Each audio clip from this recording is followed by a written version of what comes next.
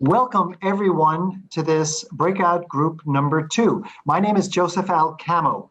I am a professor of environmental systems science at the University of Sussex in the UK, and I have the pleasure of being your moderator of this breakout group. And the breakout group's called Enabling Conditions for Transitioning to Zero Net Habitat Loss, a big challenge in itself. And I want to say first at the outset that the chair and organizer of this session is Dr. Lily Rodriguez, who is the Director of Research at the Center for Conservation, Cordillera Azul in Peru. If you have any questions that you would like to pose to the speakers, please put your questions in Q&A. I'll give you advance notice, though, that since this is such a tight session, we may not be able to get in this session to your Q&A, but we will try later to address all of the questions that appear in Q&A. So we only have 55 minutes left, and we have to deal with some real momentous questions over the next 55 minutes.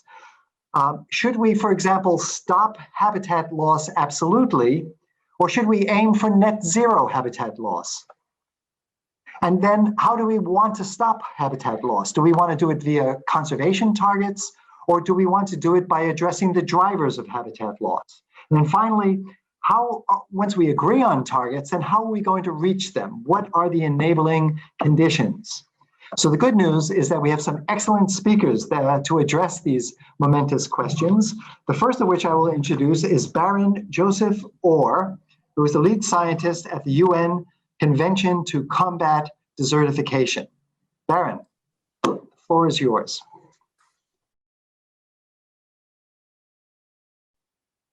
Land degradation neutrality is the no net loss approach that has been taken by the sister convention to CBD, which is the United Nations Convention to Combat Desertification. The vision of LDN, or land degradation neutrality, is focused on human well-being, food security, and healthy ecosystems all together. And the goal is maintaining or enhancing the land resource base. In other words, the stocks of natural capital associated with those resources and the ecosystem services that flow from them. Among the objectives are also resilience, both of ecosystems and populations, and synergies with other social, economic, and environmental objectives. And there's an objective of reinforcing responsible and inclusive governance of land, which I'll talk about more. The mechanism for achieving neutrality we call counterbalancing. In other no net loss agreements, it's called offsetting. It's about counterbalancing future land degradation, in other words, anticipated losses, through planned measures to achieve equivalent gains elsewhere within the same land type. And that last bit is a guiding principle of LDN, which we call like for like. It's a principle that is designed to prevent unintended outcomes like the loss of an ecosystem through LDN. This is all focused, therefore, on planning, because that's where the decisions are made about what we do where. LDN has a response hierarchy, which is based on prevention is better than the cure. So avoid is protection, of course. Then we would look at land that's already being used for human purposes to reduce the risk of degradation. And then, of course, we want to reverse past degradation through rehabilitation and restoration. There is an emphasis also on monitoring, but from the perspective of learning. And we look at monitoring from a national to global level, because obviously what we do nationally to local should be project driven, but we need to be in a position to tell the country how are we doing in a general sense, in an indicative sense on this. And we use a one out, all out process for that, which means that if one of the indicators used for monitoring shows degradation, then it doesn't matter what the others show, it's degraded in this conservative approach. To get to this point, we mapped all the ecosystem services on land, which is in your second to right-hand column here, against the few essential variables that we might be able to apply. The convention did a study once and found that 1,500 unique indicators were being used around the world for degradation. We're never going to have a comprehensive approach. We need to be indicative and we need to be limited to make it practical. So we have an approach that harmonizes 3 essential variables, and the second point is key. Countries can measure any other indicator and add that to the mix, both at a local level or even national level as they see fit. The transformational variable is land cover change. The fast ecological variable is land productivity dynamics, which is also the most common indicator for land degradation. And the slow ecological variable, the holy grail, is soil organic carbon. It's the hardest to measure, but obviously it's pivotal, because if you don't have carbon in your soil, then it's probably in the atmosphere. And if you don't have carbon in your soil, you don't have life in the soil and above. So you've lost your biodiversity. And as I mentioned, any other relevant indicator can be used in this process. Combine these and you have SDG indicator 15.3.1. And this is what it looks like the first time that countries reported in a harmonized way around the world to give a sense. So 1 in 5 hectares that are being used are no longer useful in the same way that they were intended in the beginning. That's land degradation. Now, a note about monitoring. It can be very powerful and it's essential for learning. But let's be realistic here. By the time we monitor, it is simply too late. Land conversion is accelerating and we need to place far greater focus on planning, integrating agricultural, municipal conservation planning. We need to also have a lot of fundamental information for planners so that they can actually do the right things in the right places at the right scale. That's the key to LDN. And of course, we need to safeguard people and nature. They are called accounting rules in many such frameworks. We call them guiding principles because LDN is voluntary. These are the ones circled or focused on the social side of this. And what I'd like to emphasize is that all of this has been embraced by the country parties. And this document is wide open. It means it can be easily leveraged in NDCs and MBSAPs, in any new targets that come in the post-2020 biodiversity framework. It's meant to be something that leverages, not something that's isolated and done separately. And then finally, I focus on the enabling environment, as we talked about in planning for this session. The key here is to recognize that none of the dimensions of the enabling environment work in isolation. So clearly, land governance is key to this process. Safeguarding land tenure is key, but it doesn't work unless you also have the policy and regulatory, institutional, financial, and science policy elements working in concert. It has to be aligned or it's completely ineffective. And so this whole process, this is the Jeff checklist that embraces LDN so that everything that I've just described can be easily guided into the development of projects and programs. And this is what it looks like globally. 127 countries are committed to these targets. We're talking about 450 million hectares so far and counting. That's over almost half of the global commitments of all in the restoration context. So it's a very important component of this. And we're talking about commitments that are now part of the government process in 70 of those countries. Thank you very much. Great, thanks very much, Barron. A lot of information there packed into a few minutes.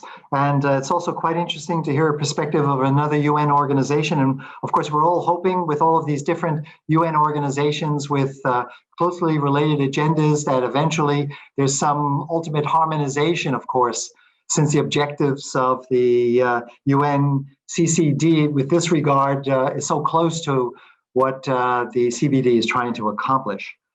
So thanks again. Now introduce Izabela Delabre, who's a lecturer at Birkbeck College, University of London, who's going to talk to us about the actions on sustainable food production and consumption for the post-2020 global biodiversity framework. Izabela, please. Yeah, can see that. Okay. So yeah, I'm delighted to be part of this dialogue. Thank you very much for having me. I'm going to be presenting on actions, a recent paper that that came out last month with many colleagues, looking at actions on food production and consumption for the post-2020 global biodiversity framework. So it's clear that food production and consumption trends are inconsistent with the CBD's 2050 vision of living in harmony with nature. Food is ultimately underpinned by biodiversity, yet food systems are responsible for around 60% of global terrestrial biodiversity loss and the overexploitation of 33% of commercial fish populations. So we see the CBD post-2020 global biodiversity framework as a really important opportunity to address biodiversity loss related to food production and consumption. So in this paper, we examined how and under what conditions the post-2020 biodiversity framework can support transformative change in food systems.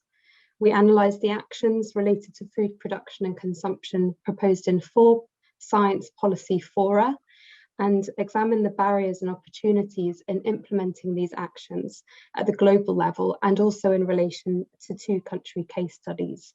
And for this, we looked at Peru and the UK. So from this analysis, we considered what targets and indicators could potentially support a post-2020 biodiversity framework that can address food production and consumption. And then finally, we explored the enabling conditions needed to support the achievement of these targets. So the actions proposed in these 4 science policy fora to support more sustainable food production and consumption were removing incentives harmful to biodiversity, accounting for true value and true costs of production by sector, reducing food loss and waste across supply chains, strengthening sustainability standards and certification, promoting the use of life cycle assessments, and promoting sustainable and varied diets. And these all link to mainstreaming biodiversity considerations in food systems. And another key action that is sort of cross-cutting in relation to all of these is strengthening governance of sustainable food production and consumption. And we argue that for these actions to really be effective in contributing to halting habitat loss for agriculture and contributing to sustainable fishing, wider enabling conditions are needed, which I'll present shortly. So with these actions in mind, drawing on our analysis from our case studies and at the global level, looking at those barriers and opportunities, we derived targets and potential targets and indicators in relation to each of these actions. And we also aligned, we looked at where the CBD updated 0 draft targets aligned with these, or where there might have been missing targets that weren't mentioned. And we looked at how this also linked to the UN Sustainable Development Goals as well. So I won't go into all of these now. Please do refer to the paper if you'd like to see the detail of this, but I just wanted to highlight a few actions and targets, a few examples of these in relation to the actions. So in relation to removing incentives harmful to biodiversity, it can be quite difficult to identify these in the first place. So as an initial step, we said we proposed that a potential target is to identify those incentives that might be indirect or hidden, and then to develop lists of measures and timelines to phase out by 2025, whilst being mindful that not considering this fully can lead to some negative economic impacts for low-income and poorly resourced producers. Accounting for true value and true costs of production by sector as an action, we thought that, or we proposed that targets should include alternative forms of valuation to be further developed that include diverse biodiversity values, because at the moment there's a real lack of interdisciplinary and transdisciplinary competences to support integration of knowledge systems from indigenous and local people into scientific analyses and policy making. In relation to reducing food waste and loss across supply chains, we thought that there was an opportunity for the CBD to endorse the SDG target 12.3 on global food waste to support and mobilize action. And a positive story here was that in 2019, Peru passed a law to design and implement strategies to improve the efficiency of the food supply chain from primary production to human consumption, which is really encouraging in a country where there are 2.5 million people suffering from hunger, yet 33% of food goes to waste.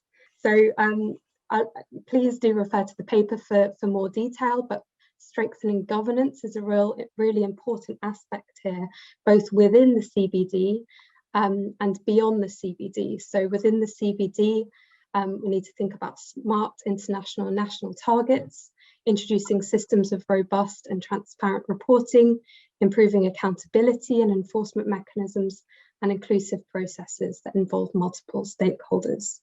And beyond the CBD, we need to think about what those enabling conditions are and actions of diverse agents of change that can support transformation. So these are some of the enabling conditions that we mentioned in the paper, but please do refer to that for more details. This was just a very brief summary just to introduce some of these ideas to you. Thank you. Thank you very much, Izabela. So we heard a little bit about now addressing the drivers of habitat loss. Now we're going to go back to discussing against, in general, the processes of deforestation. We heard already about land degradation neutrality. Now from Martine Maron, who's a professor at the University of Queensland, we're going to hear about zero net deforestation. And I imagine it's got to ultimately be some kind of relationship between these, or at least the challenges are similar in trying to find an equivalence between losses and restoration. In any event, I give Martine Maron the floor. So I know that I was billed as speaking about zero net deforestation, but actually, as you say, there's no difference conceptually between the matter of, zero net deforestation and zero net loss of other habitats as well. And so actually my background is more in overarching net outcome goals and no net loss goals generally. So I think I'll sort of talk more generally about those types of goals, why we need to have that approach, what the risks are with using this approach, and how we need to moderate those risks. So why do we need net outcome goals for biodiversity? Well, I don't need to tell this audience that we've certainly already exceeded our safe limits to biodiversity loss. We've gone too far. And so that sort of implies that we need to prevent further losses. We need to stop removing the biodiversity off the surface of the planet. We need to stop whittling away at our natural capital. But we also know that this is very unlikely to happen overnight, and that in fact, in some cases, to say you may not affect any more nature negatively at all is inconsistent with human development imperatives and with a human rights-based approach to development. So this leaves us in a place where we only have one option, and that is to set a net outcome goal if we're going to be honest about the problem that we face.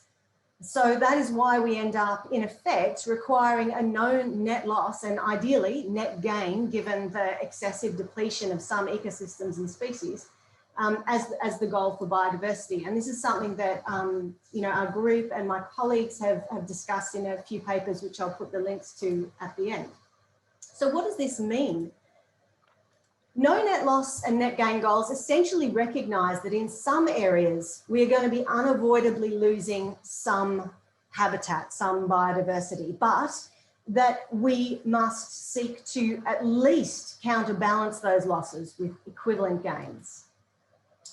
It means that in net terms, and this is a really important point, when you're talking about jurisdictional level or global level no net loss and net gain goals, it means that the total amount of the biota you're talking about does not decline over time in absolute terms. And that's a bit different to the way it is sometimes used as a concept, which puts some people off. It also means that restoration and our ability to recreate, reinvigorate biodiversity, restore biodiversity is incredibly important, because any loss that you do commit does need to be able to be counterbalanced by restored biodiversity elsewhere. So what does it not mean? It certainly does not imply that all biodiversity is replaceable, and some of it is not, and therefore that's a no loss situation. So it does not mean that one species or one ecosystem can be lost and another one gained and it all evens out. It does not mean this. It also doesn't mean that the way we achieve it is to, for each area we lose, we protect another area of the same size. That's not how it works, because obviously if you do that, you have less over time. And also doesn't mean that all jurisdictions have to have an identical approach. So we know that there is enormous variation among jurisdictions in the amount of natural ecosystems, for example, remaining, but also enormous variation in capacity to achieve a no net loss versus a net gain outcome. And so we might have variable targets among jurisdictions that still add up to the no net loss goal that meets all the accounting rules we're talking about. So why do people shy away from this concept? There are some really good reasons. So biodiversity offsetting is an approach in environmental impact assessment and mitigation, which, to be completely honest, has been implemented pretty poorly internationally in almost all examples that I'm familiar with. It has also a quite different meaning. So the concept of no net loss, particularly in the context of this biodiversity offsetting thing, can mean something completely different to what we actually mean here. So no net loss can mean a decline over time, but it's no net loss relative to some dynamic scenario.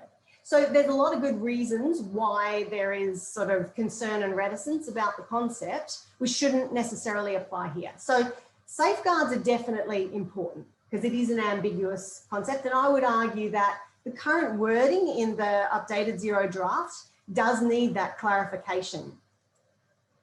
So there's a piece of work that I've done with colleagues recently that is only in review, and I'm happy to share a copy of it with everyone, but essentially setting out the principles for safe net outcome goals. Very briefly, they are that we need to recognize limits. So a lot of biodiversity is essentially irreplaceable for various reasons. That means no go or no loss, not just no net loss. It means that net outcomes must only be acceptable when there are gains alongside them. It also means we need some language that really is very explicit about the time frame. No net loss compared to what, compared to when, and by when. These are really important things to have stated clearly. If we want to have net gain, which I'm sure that we do in a lot of areas, how much net gain? That's important to avoid only a trivial advance over no net loss. We need to make sure that we are capturing all the key elements of biodiversity, clarify what net loss means for ecosystems, for species, for genetic diversity. And then within each of these components, thanks, Jo, we need to avoid unintended substitutions. So we need to set those accounting rules, that Barron referred to in the first presentation, so that we don't have trading of one species for another. And we don't have sort of trading among ecosystems or area for quality if that's not what we want. And we also need to recognize we should set a fairly ambitious target here, because we know that we will probably underestimate what we need nature to do for us. We'll underestimate how much nature we need, and we'll undershoot whatever we set as a target, just to be a bit cynical. So there's one last thing that I want to say, which is that at the moment, when we think about things in net outcome terms, it forces us to think about what are the action targets meant to be doing to achieve that.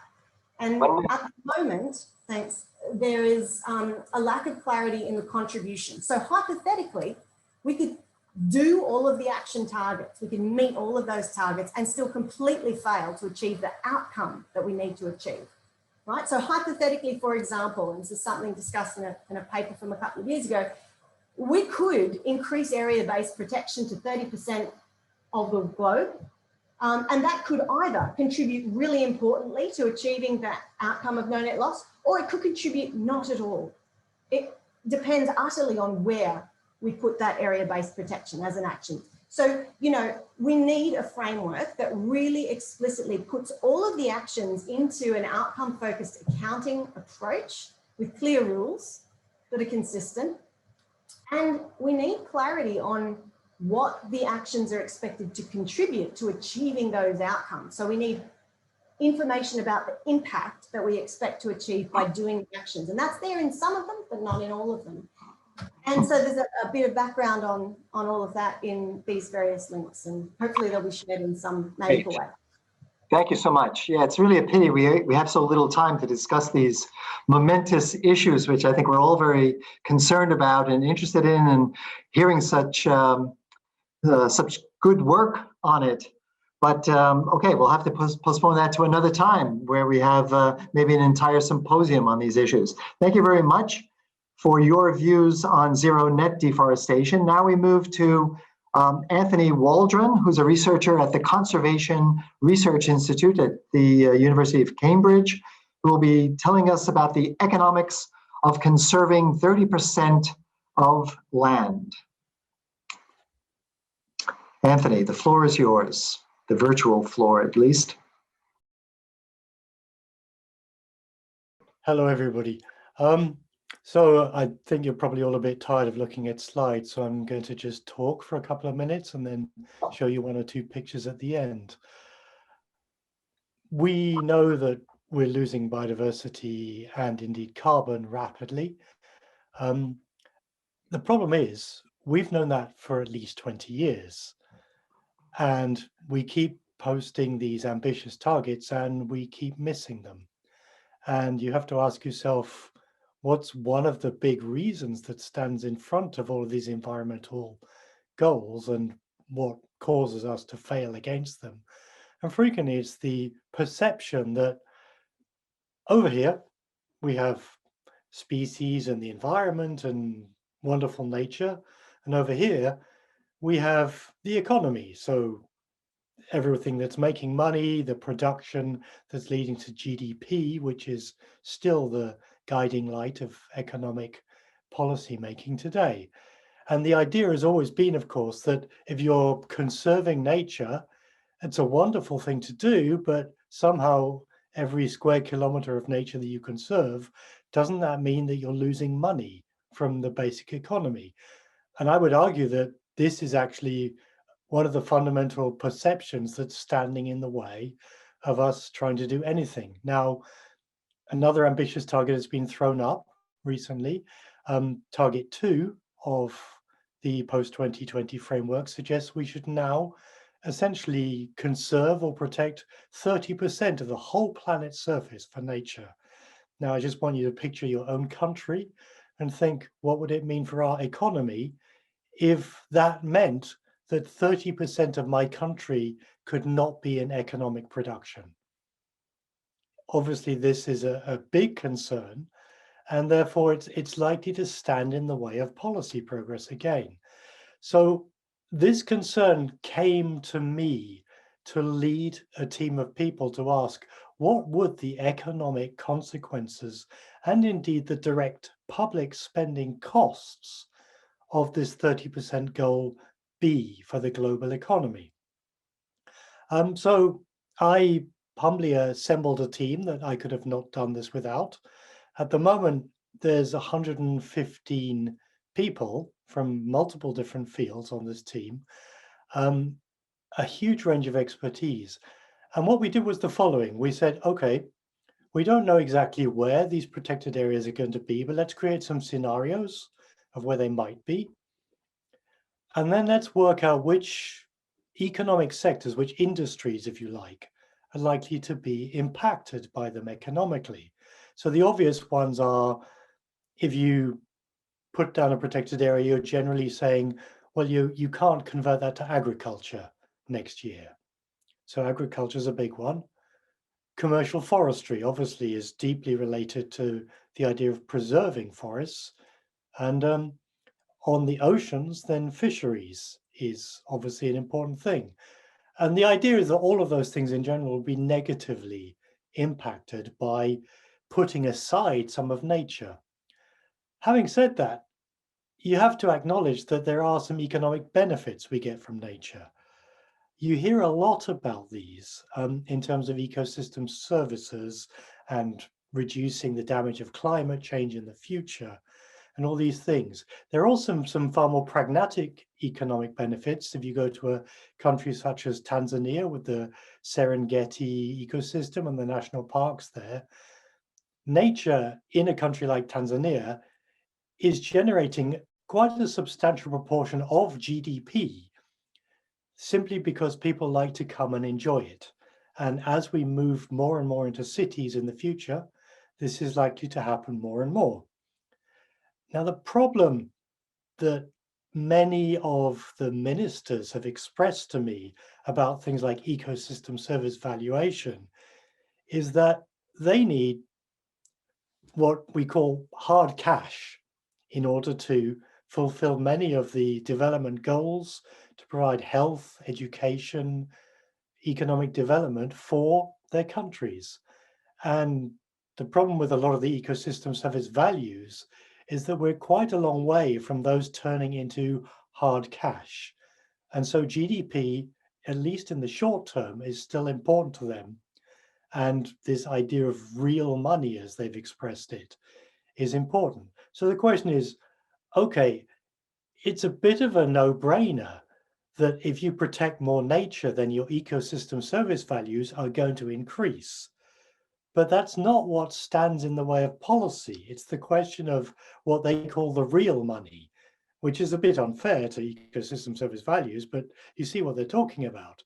How does it affect my GDP? How does it affect what's called economic output? Economic output is simply the value of everything that we produce in our countries, and it's what leads to GDP. It's what raises your living standards. It's what pays for your education, your roads, your health system, etc. So this is the fundamental question that we asked. We put down these protected area scenarios, and we said, what would happen to the economy? And at this point, I'm just going to share my screen. So I'm just going to flick to the results. So this is what actually happens. If you look at the bar on the left, the yellow bar is what happens to the global economy, essentially the output, if you do nothing. And all the bars in blue to the right of it are different ways of protecting more of the planet. And what you'll see is, oddly, that the output goes up. And this is true for a variety of complex reasons, which I can't possibly begin to describe in 7 minutes. And this compares it to the cost. Now, the cost would be probably about $100 billion a year for the whole planet to do this. And the costs are the blue bars that you can see here. And what we've done here is simply compare it to the economic value of doing it. And you'll see that in all cases, the costs are quite a lot smaller than the economic benefits you get out of it. And so the take-home messages are essentially, actually, despite what you fear, protecting more of nature does not damage GDP. In fact, it slightly, and I mean very slightly, but slightly improves it. And what you get out of it is far more than the public cost of what you have to put into it. And so that problem we've always thought of, that protecting nature somehow damages the basic real money of GDP, turned out to be untrue. And I'd be very happy in discussion to try and explain to you why that happens. But it's essentially to do with the balance between the different incomes and outcomes. Thanks very much. Thank you very much, Anthony. I have to say, I was getting a little nervous there and following your presentation, having been involved already 10 years ago in the Millennium Ecosystem Assessment, where we spent a lot of time trying to monetize the value of nature. And I think your analysis is a contribution to that, but of course it still leaves open the issue of whether we should have this kind of valuation of nature. But I think your finding is very important for exactly the reason you're saying, that many policymakers, still probably the majority, want to simply know what is going to be the effect on my economic output. So, right. Okay. Can I just answer and say that what you're looking at the moment, Yep. The yellow bar includes the economic value, the ecosystem service value. Okay. So we measured them as well. Right. And of course, they're positive. Well, thank you. Thank you for your presentation. And thanks to the 4 presenters who have given us their contributions already. Now we are lucky to have 2 additional speakers that will give us some brief comments on the topic of the Breakout Group. And the first is Jos Lyons-White, who's a researcher at Imperial College in London. And he's going to tell us about rethinking zero deforestation. Jos.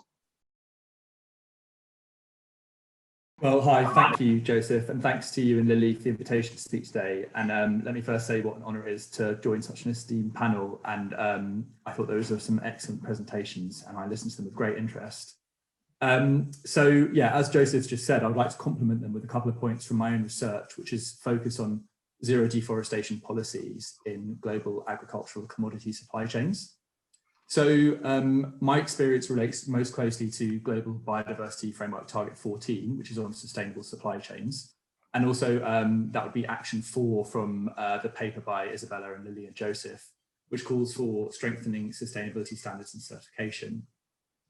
So the first comments I'd like to make concerns the difference between zero gross and zero net deforestation. Now, Martine has already covered this in some depth, but just quick recap: zero gross deforestation refers to the avoidance of any forest loss whatsoever, whereas zero net deforestation can be thought of in terms of allowing some conversion of forests in some very specific situations, provided these are offset by restoration or regeneration elsewhere. And in sustainable supply chain governance, there's been a clear trend towards favouring zero gross over zero net deforestation over the last 10 years. And again, this is down to some of the problems that Martine raised with offsetting. But ultimately, zero gross deforestation is seen as being more stringent because firstly, it ensures companies cannot defer forest protection benefits by offsetting. And secondly, there is a lack of rigorous offsetting mechanisms available in tropical agriculture. So using zero gross deforestation to increase stringency seems to make a lot of sense. However, our research on zero deforestation policy in the palm oil sectors in very highly forested African countries, so in Gabon and Liberia, has found that increasing stringency may actually reduce equity and legitimacy, and potentially might have a knock-on effect and reduce the effectiveness of conservation. And now this is because more stringent conservation requirements may constrain opportunities for development and increase leakage as economic activities are redirected with negative impacts for biodiversity. So some of this is summarized in the paper that Joseph mentioned, which was published in One Earth in December last year. So some flexibility may actually increase equity and legitimacy and potentially efficacy, and this might make zero net deforestation more appealing. And again, as Martine said, zero gross loss can just seem implausible and inconsistent. But I think a key point I'd like to make is that I think both zero gross deforestation and zero net deforestation have the potential to be useful, but perhaps they can be applied better at different scales and in different situations. So, for example, it may be useful to demand zero gross deforestation of individual companies to ensure that they are held accountable, whereas zero net deforestation might be more appropriate at jurisdictional scales, where equity between stakeholders and avoiding leakage are more important concerns. So I think this has some relevance for aligning the 14th target of the Global Biodiversity Framework, which calls for sustainable supply chains, with the first target, which is for 50% of land areas to be under spatial planning by 2030. But I think to do this, it's actually necessary to go further and better integrate sustainable supply chain governance with state governance mechanisms. So some supply chain governance mechanisms actually arose as alternatives to state regulation or as substitutes where that was seen as being insufficient. There's been growing literature on the importance of tackling wicked problems like deforestation using mixes of complementary policies. And what our own research has found is that where supply chain mechanisms conflict with state governance, this may hamper effective and equitable conservation. So we can't any longer think about sustainable supply chain mechanisms as being abstracted from state governance contexts. And I think this has two implications for the post-2020 Global Biodiversity Framework, particularly Target 14, and also for any action to strengthen sustainability standards and certification, which again is action 4 from Izabela et al.'s paper. So firstly, sustainable production practices and supply chains cannot be left to the private sector. They need to be integrated into state regulatory frameworks, perhaps through jurisdictional approaches in producing countries and due diligence requirements for sustainable sourcing in consuming countries. But this seems to be missing from the updated zero draft of the Global Biodiversity Framework, which talks about the engagement and participation of the private sector, but doesn't explicitly talk about the integration of public and private policies together, so far as I could see. So secondly, I'm not sure if we couldn't use more research to identify some general principles for adapting certification standards so they can more effectively synergize with different national regulatory contexts. Joseph, we're running out of time, sorry. Okay, I'll finish there. Well, that's the end really. Just to say that I think we need research to identify general principles for integrating private and public conservation more effectively. So yeah, looking forward to more discussion. Thanks, Joseph. Great. Yeah, the scheduling is a bit tight for this roundtable, so let's leave a few minutes. We're going now to, thank you very much for your comments anyway, which were very relevant, to the previous presentations. Now we'll go to Hesiquio Benitez, who's a main figure at the National Commission for the Knowledge and Use of Biodiversity in Mexico, and of course the CBD substitute chair. There you are. Hello, Hesiquio. First, I could ask you, we could do one of two things. You could give your comments, if you've prepared any, with regards to the presentations that you've just heard and their relevance to the post-2020 GBF, or I could ask you a question. How would you like to proceed? I'll leave it up to you. Thank you very much. I was also asking to you through the chat. Yeah, I know, that's why I just replied. Those are the two options I gave you. I understand that first Lily requested me to explain my worries on the connection with post-2020, and good. Then if you like, I can ask some questions to presenters. So thank you very much for all. So we have a total of 8 minutes left in this session, just to alert everyone. Just to keep that in mind. I'll do my best. As you know, SUBSTA has a role to do the scientific and technical advice in the draft 0 that we have so far, and it's been a number of documents already published to analyze and to see feasibility. How can we set up a good monitoring framework for post-2020? If it's possible, even the complexity on goals and targets. And on my worries, of course, there is still a lot of to be done to provide more clarity on what exactly we want on post-2020 framework, how to reduce subjectivity of goals and targets, the times to respond, still gaps, still many indicators missing. As you can see, there is a proposal of headline indicators, also components, when you have to separate in pieces goals and targets, and then complementary indicators.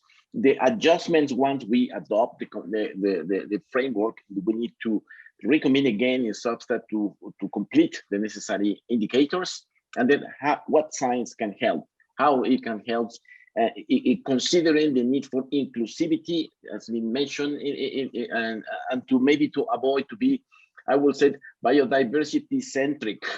Not everything will come from here, and we need to look what other key stakeholders as indigenous peoples and local communities and private sector, other productive sectors, what can provide to measure where we are and if we are doing some progress in the right directions.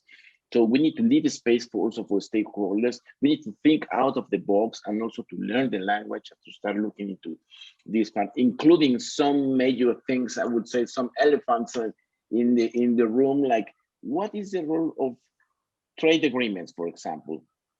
How can them limit all the effort from environmental ministries and people, biodiversity people pushing a lot, indicating that we are losing the planet, but there are stronger forces around in all countries, like the role of these trade agreements, and the lack of updating MBSAPs, and the balance between implementation and indicators.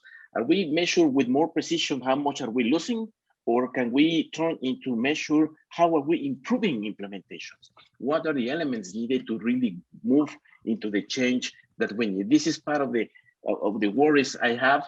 And regarding the very nice presentations, I will go very quickly with Barron on zero net deforestation and land cover change. And what is the difference between parties' commitments, let's say in environmental ministers, to the reality check and to enhance, since inclusiveness is a condition for enabling environment. And on this loss of land degradation, it's impossible to have a no-touch areas anymore. So we need to learn how to live together in productive environments and to reduce really land degradation. To Izabela, on food production as a key driver for biodiversity loss, how to measure ways to improve agriculture.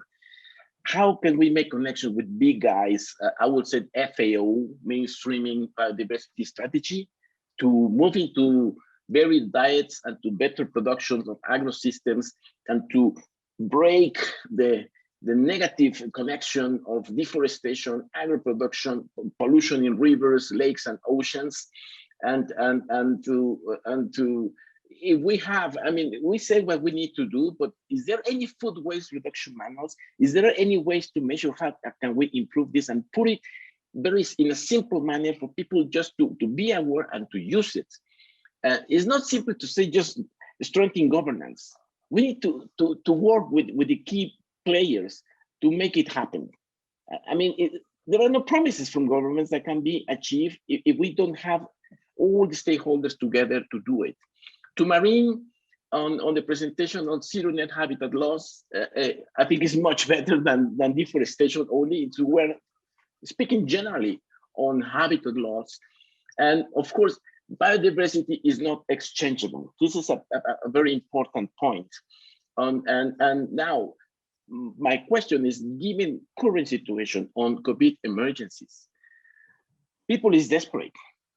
People is practicing illegal things, illegal logging, provoking fires, illegal trade as a response to resolve economic needs after 1 year of this. This is an additional challenge for biodiversity. How the scientific community can convey the message and to empower people to really do something, given that there is no untouched places anymore, especially in developing countries, to move in the right directions. To Anthony, conservation and economic productions, revenue, real money, of course, how to have healthy and realistic value change with multi-purpose integrated land management, and to avoid false expectations. We cannot tag communities, you should be doing this and that. How to open real opportunities in a way where we can have change that are legal, sustainable, and traceable. And to avoid these big monocultures, and to live biodiversity, recognize diversity, and to make these linkages with local communities, which also has a lot of traditional knowledge. And finally, to Joss and Lyon on sustainable supply chain, what about regulations? What about indigenous people and local communities' wishes? How better to engage with private sectors? How to move from artisanal to higher level production on these elements of legal, sustainable, and traceable. I quite connect the last two interventions, and I stop like here. And I hope this was useful and achieve the goal. Thank you very much. Thank you very much, Hesiquio.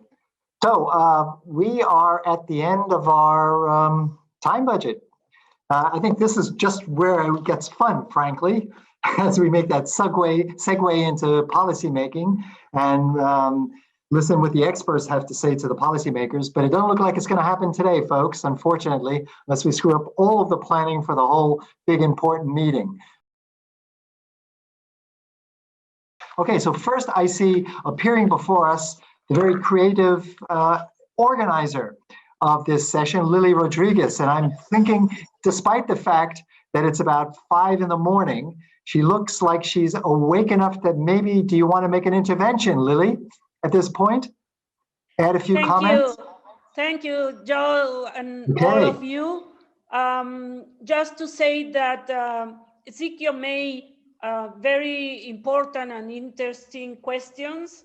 And so we will do the follow-up on writing, but we also need to maybe convey a different meeting for ourselves, because this is what we really need to have to feed into the CBD talks.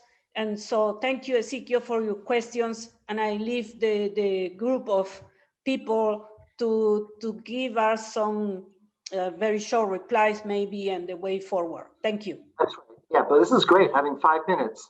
That's a lot of time in this world these days. So I think Hesiquio posed some very interesting questions. And I'm wondering if any of you would like to take the challenge. If I'm looking at you, if you can just raise your hand and intervene. Okay, so Martina, please.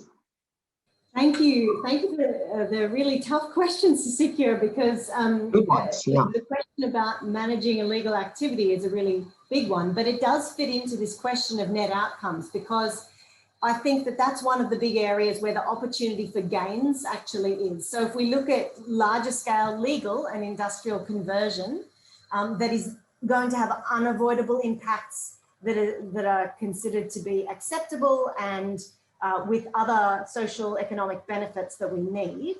Are there programs that those companies, for example, can be investing in to reduce those illegal impacts and transition people into more sustainable livelihood systems? So I guess these are the sorts of counterbalancing mechanisms that I think it's worth looking at. And before I lose my microphone, I guess the key thing that I think from my talk that I wanted to make clear is that it's only right at the start part. It's the very first stage, making clear what the outcome is. But that's what it's all about. You know, the outcome is the thing that matters. So we have to get so clear about what that is. And then all of this about how we achieve it has to fit in behind that, because we can do a lot of different things, but if we don't know where we're getting to, it doesn't much matter what we do, right? I'll leave it at that. Thank you. Thank you, Martina. Barron, do you have a few words for us? Yeah, I just wanted to offer Hesiquio the opportunity to link what the SOBSTA is doing and what the UNCCD CST are doing, so maybe we can answer some of these questions together. That would be fantastic. This is great. As an old UN hand, this is a miracle. Should always happen. And the more coordination, the more harmonization, the better, I believe. But thanks for the offer, Barron. So the other speakers, would you like to reply to any of the challenging questions that, for example, Izabela, the issue of drivers, seems like one of the elephants in the room are the fact that the CBD, the delegates to the CBD ultimately have to decide, are there going to be conservation targets, or are there going to be targets to address the drivers of habitat loss? Do we have to choose between one or the other? Should we give greater weight to one or the other? What do you think? Yeah, thank you. Thank you both for your comments.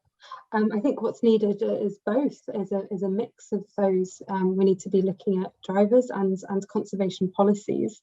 And I think, Hesiquio, thank you for your thoughts. A lot of what you described and your worries around this relate to what we discussed in our enabling conditions. So the sort of wider change that's needed and the stakeholders that need to be brought to the table, and we need to say things like the role of trade agreements in sort of structuring these problems needs to be identified and made explicit to be able to tackle it. Yeah, and I'm really encouraged that the CBD Zero draft is talking about enabling conditions and thinking, you know, outside the box in terms of a theory of change and what wider change is needed in society. Great, thanks. Anthony, do you have any closing remarks? Anything you'd like to add? 2 cents or so? Hesiquio spoke about connecting to local communities. I think this is absolutely critical. If you want to protect 1/3 of the planet, we worked out that you're talking about 2 billion people who would live in what would then be described as a conservation area. We clearly have to have a new model for what it means to be a conservation area. There's 2 billion people inside of them, and many of them will, of course, be marginal, and many of them will be indigenous groups. And so definitely we need to reach out and respect the local management capacity and actually encourage it rather than fight against it. Every step of the way, we need to be aware that these big aggregate, yes, the national economy is going to do better, but how are those costs and benefits distributed? Often the poorer people ended up worse off. And so it's quite critical to look at how implementation does not do that. Thank you. Thank you. Joe's, my apologies, but we're out of time now. I just have to make a few closing remarks. I want to remind participants that even though we didn't get to your Q&A, we're going to make our best efforts in answering them in writing over the course of the meeting. And let me say in closing that I think the issues brought up here were really key to the post-2020 GBF. Lots of elephants in the room. We just began to touch on them. The choice that the delegates ultimately will have to make between absolute protection of habitat or net zero habitat loss. How's that going to play out? Is it really impossible to set absolute goals? The issue of what's going to be the weight between targets to address the drivers of habitat loss versus conservation goals for particular areas. And then we have enabling conditions, of which, you know, Izabela showed us how long the list is, and Joss was also referring to them. There's a really long list of enabling conditions. And at some point, the delegates will have to decide, where will we set the priorities for these enabling conditions? When are we going to spend the time to evaluate all of the possible, luckily there's lots of different options, but we don't know which ones to pursue or to give priority to. So thank you very much for illuminating these different critical issues for the Biodiversity Convention. Thanks to Lily Rodriguez for organizing this session. Thank you very much to the speakers, and best wishes to all of the participants in this breakout group, and enjoy the rest of the meeting. Thank you very much.